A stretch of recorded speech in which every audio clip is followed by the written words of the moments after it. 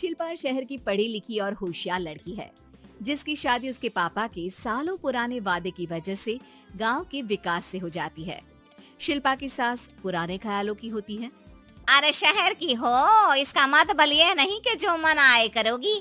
घर के कुछ नियम है जो तुम्हें भी मानने पड़ेंगे। हाँ मम्मी, मुझे रीति रिवाज से कोई दिक्कत नहीं है, पर ऐसे नियम जिनका कोई मतलब ना बने, वो तो गलत है। हाय, देखो तो, अरे घर आए एक दिन पूरा नहीं हुआ और सास से जुबान लड़ाना भी शुरू। नहीं हो, बहू हो, अपनी हद में रहना सीख लो। हाँ इतने में विकास भी वहाँ आ जाता है। माँ, मुझे लगता है शिल्पा को घर रहने की जगह दुकान चलना चाहिए। इसकी नई चीजों की समझ और सोच हमारे बिजनेस के लिए बहुत अच्छी रहेगी। बेटे की बात सुनकर माँ को बहुत गुस्सा आ जाता है। अच्छा, अरे बीवी के आते ही तेरे तो सुर बदल गए। अगर ये दुकान जाने लगी तो गांव में क्या इज्जत रह जाएगी हमारी है? लोग क्या कहेंगे? ये कहीं नहीं जाएंगी बस। हाँ माँ के आगे और कुछ बोले बिना विकास वहाँ से चला जाता है और सास शिल्पा को घर के कामों में लगा देती है। उसी रात विकास और शिल्पा साथ बैठकर बातें कर रहे होते हैं। मम्मी ऐसा क्यों सोचती हैं कि औरतें कुछ नहीं कर सकती, और उन्हें लोगों की इतनी चिंता क्यों है?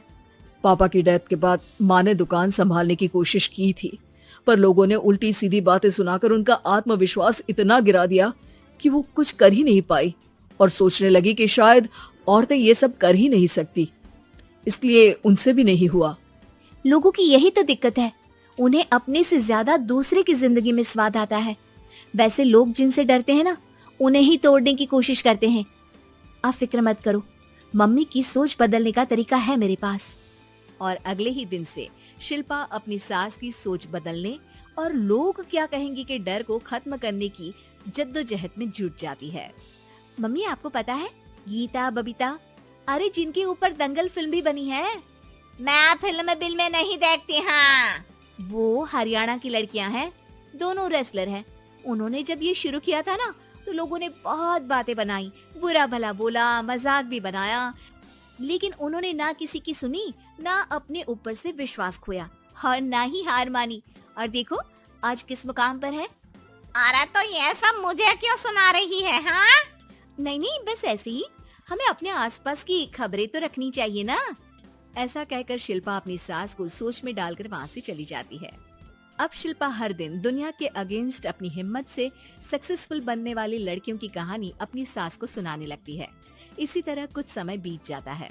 और माँ, आजकल बहुत चुप चुप रहती हो, सब ठीक तो है ना? बस कुछ सोचती रहती हैं, इसीलिए ज्यादा बोल नहीं पाती। ऐसा क्यों हुआ माँ, कोई दिक्कत है क्या? अरे तेरी पत्नी ही दिक्कत है। है? मैंने क्या किया? अरे रोज मुझे कुछ समझाने के मकसद से एक नई कहानी सुनाती है, पर खुद नहीं जानती कि मुझे सब पहले से पता है। हाँ तो फिर दिक्कत क्या है माँ? लोग क्या कहेंगे? अरे उनका तो काम ही है कुछ न कुछ कहना। आप ये सोचो कि उन्हें नजरअंदाज करके हम साथ मिलकर किस ऊंचाई पर पहुंच सकते हैं। बेटे और बहू की बातों से सोच में पड़ी माँ वहाँ से चली जाती है। अगली सुबह सबसे पहले तैयार सास आवाज लगाकर बेटी और बहू को बुलाने लगती है।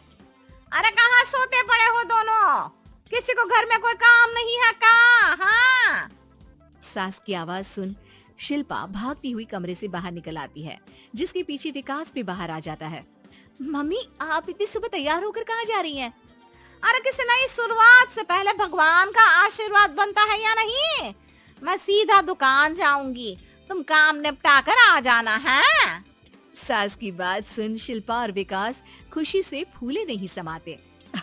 ये हुई ना मेरी माँ वाली बात। पूरा परिवार मिलकर दुकान पर काम करने लगता है, जिसमें विकास और उसकी माँ दुकान संभालते हैं, तो शिल्पा काम को ऑनलाइन डाल शहर और इंटरनेट का काम संभालने लगती है, जिसे देख गांव में लोगों के बीच गॉसिप शुरू होते देर नहीं लगती।